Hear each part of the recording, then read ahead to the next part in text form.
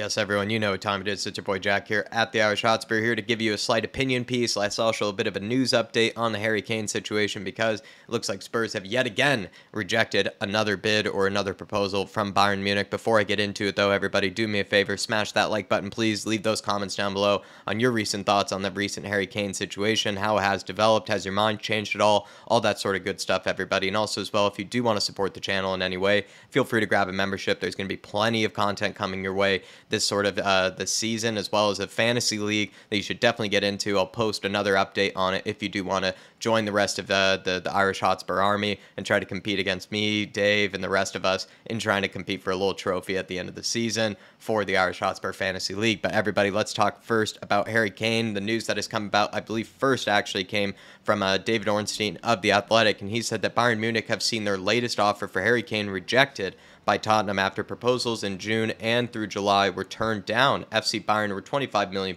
short of Tottenham's valuation. Talks last week did lead to an improved bid, but that has now been rejected as well. Again, coming from David Ornstein of The Athletic. The next bit of news has come from Sammy Mockbell of the Daily Mail, and he says Kane has no intention of signing a new contract this summer, but it is understood that he would prefer Spurs receive a fee if/when he does move. Spurs will hope that progress under Postecoglou will convince Kane to sign a contract extension with a release clause. And also, last but not least, Sky Sports have reported that talks between Bayern Munich and Tottenham are ongoing, despite Tottenham rejecting Bayern's final offer for Harry Kane. So everybody, the news has definitely kind of sprung about recently that, Harry Kane could be more likely to stay at Spurs than maybe he is likely to join Bayern Munich, at least at this moment in time. And kind of where I'm getting that from is that I feel like it's gotten maybe far too late now to sell. I feel like Spurs might start to feel that way with kind of the upcoming Brentford game, and as well as also Harry Kane kind of sort of setting his own deadline,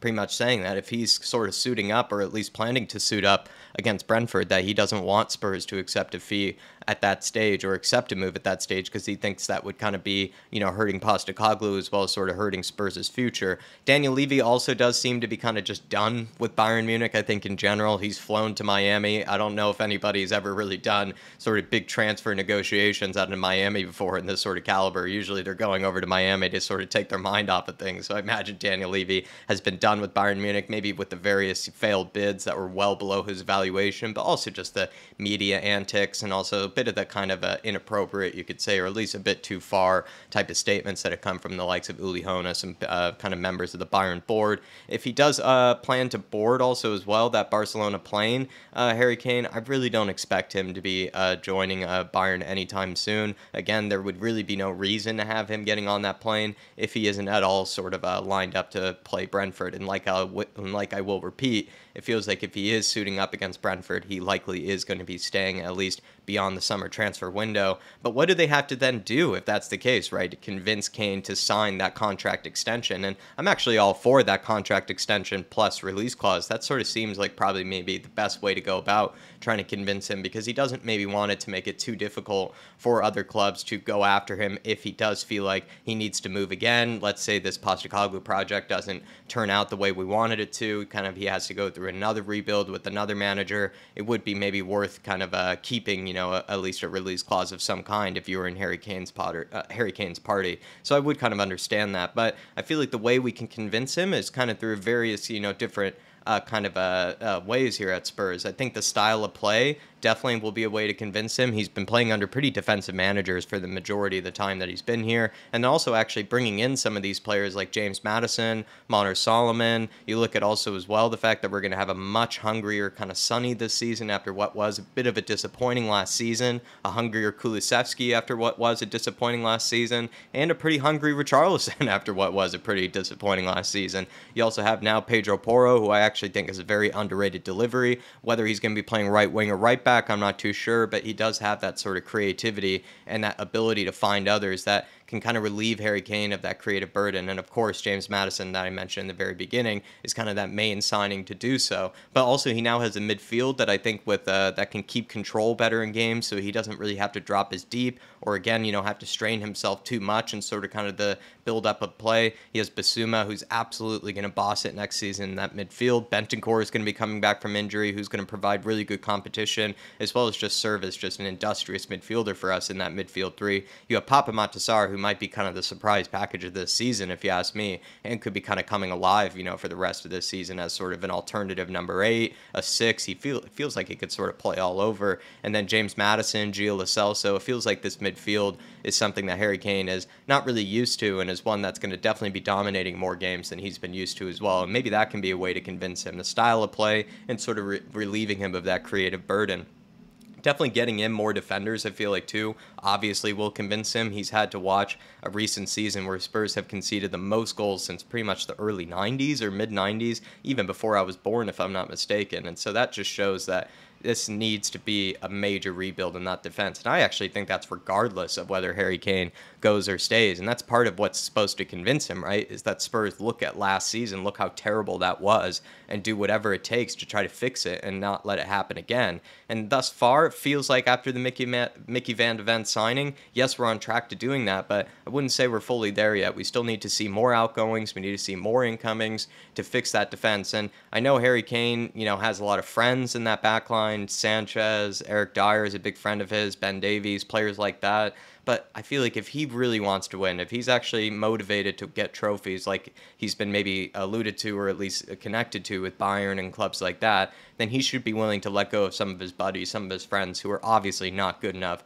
to try to lead us to any sort of success here. And I do mean the likes of Eric Dyer, Ben Davies, Sanchez, sort of the usual suspects. And also this team needs good wins, I think, next season. And I think that needs to come in a few different ways. I feel like some good wins can come in kind of the, sort of demolition department, if you will, where we can really sort of crush some teams, 5-0, 6-0, 4-1s, those sort of kind of easy games, I think, boost morale, get teams, feeling really confident about what they're doing. That definitely could help convince Harry. But also, too, I'm thinking maybe some big games that maybe we take over Chelsea. Also, maybe a North London derby win would definitely help as well to also boost team morale and sort of kind of convince Harry, as well as the rest of his teammates, that what they're doing under Postecoglou is working and that they can get some good results out of it. Because as much as the style of play certainly is important to us Spurs fans, the results at the end of the day are also going to be important because we're a massive club and we have huge expectations. So to kind of summarize what I sort of just said right there, right, is that a team that's playing basically better football, better style of play, is also kind of relieving him of some of that creative burden that he's had to, bring in the past, and is still winning games, is still grabbing results, but also has a better squad morale kind of overall than what we had last season under Antonio Conte. Those are some key factors, I think, in trying to convince him to stay. So I think domestic trophy challenge is definitely one of the sort of, would you say, cherries on the top, really, for this sort of kind of convincing package that I'm trying to propose here to try to help Harry Kane to think about extending with us. I think definitely a domestic trophy challenge of some kind would certainly help. I feel like Spurs, though, when you look at maybe their situation right now, they might be thinking of this Harry Kane situation as one that they can sort of kind of cut in two, right? Where they already had, regardless of the Harry Kane situation, they had to basically fix the goalkeeper when it came to Hugo Lloris's pretty, let's be honest, dismal last season. They had to fix that defense, which I just brought up was the worst defense we've had since the mid-90s. They had to kind of fix a bit of the midfield creativity issues because we had too many players that were a bit too much of the same. And we also kind of had to change the way that we think about our midfield. We've had very defensive midfielders. We've had to move on to much more kind of possession-based, kind of technical midfielders. We also had some losses in the attack. We had Danjuma, Lucas, other players, Steven Bergwijn even previously, that have left us. And we've had to think about kind of finding alternatives as well as sort of good sort of quality backups and kind of competition for some of our main players in that front three. And when you look at all of that combined, that was a lot to do. I would say all of that is going to cost Spurs pretty much around, if not more than, £100 million. And you look at that as being sort of problems regardless of Harry Kane, if you ask me. Even if Harry Kane were to leave, we still need to fix those problems. And we could try to fix those problems to convince him to stay, but even if he were just sort of convinced himself to leave and we were selling him in the beginning of the window, we still needed to fix those problems. So the way I sort of see it is that if Harry Kane's willing to stay, another year, even if he does end up leaving on a free, we already had those major major problems that needed to be dealt with, I think even before the Harry Kane situation. And so the way I see it is Spurs are maybe looking at it that they could sort of split their problems in half, right? Deal with that sort of £100 million plus problem of the midfield, goalkeeper, attack, and the defense. Deal with that this summer. Following summer, deal with the potential loss of Harry Kane if he does end up leaving on a free. And you can spend more time scouting, thinking about the players that could potentially replace him, like Gift Orban, like maybe a Dusan Vlahovic, like maybe spending big on an Osimhen. I'm kind of sort of rambling and kind of not bringing up great alternatives here, but you sort of see what I mean in that it feels like we already had far too much to do this summer anyways, regardless of Harry Kane's future, that we could sort of split the problems in half, spend 100 million plus on those problems we had that we already needed to deal with this summer, and then the following summer, if Harry Kane does end up leaving and we take a big hit, we spend around 100 million pounds trying to, or whatever it takes, to try to fix that problem of, fixing his loss and his absence and his departure. So I just sort of see that Spurs just need to sort of split their problems in half, and I imagine maybe that's how they're sort of looking at it right now, with so little left of the window, and also just the upcoming season pretty much approaching. And you see it also as well that, if you are going to replace Harry Kane, there's no need to rush it, in my opinion. You have to get your research done. You have to do your due diligence.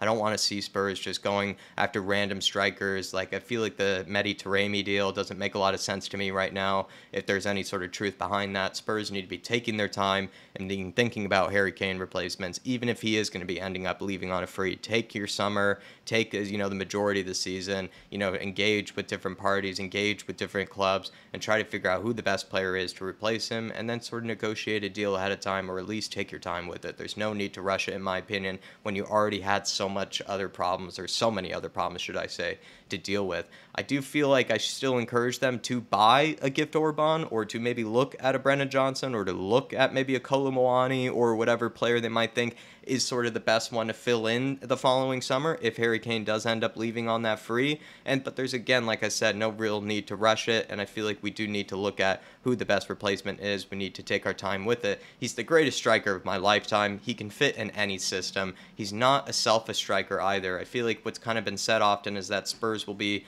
fine without Harry Kane because the goals kind of come from anywhere. But I feel like Harry Kane is sort of a guy, to me at least, that's not only a world-class striker, but it's one of the kind of few strikers that doesn't really take away goals from anybody. In fact, he's able to make goals for himself, but create goals for other players as well. And so why on earth would you feel like he's going to not thrive in this system, if you ask me? Because he's a guy that can create for others as well as be able to create for himself. And so it sort of thinks, at least in my opinion, that he'd be able to thrive in this sort of system. To sort of summarize a lot of the different kind of points that I've rambled on about here, I feel like what Spurs need to do this summer is convince Kane with the style of play, convince Kane with some results, convince Kane as well that he doesn't need to drop deep, doesn't need to think about that creative burden as much anymore. He also needs some good sort of kind of squad morale, I think, around him, at least some happy players, a good sort of team chemistry to convince him that, if he were to leave, he'd be missing out on something. I think we need a good domestic cup challenge when you think about it as well. That definitely would be a nice cherry on the top. But two, Spurs really need to fix